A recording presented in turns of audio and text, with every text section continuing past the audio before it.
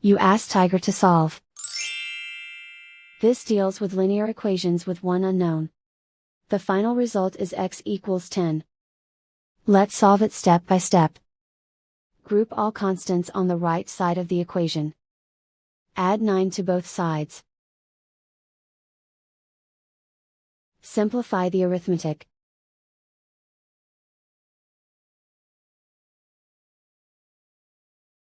Isolate the x.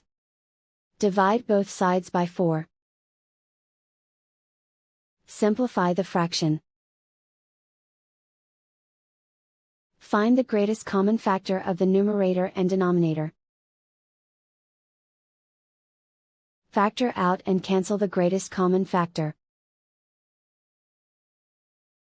And so the final result is x equals 10.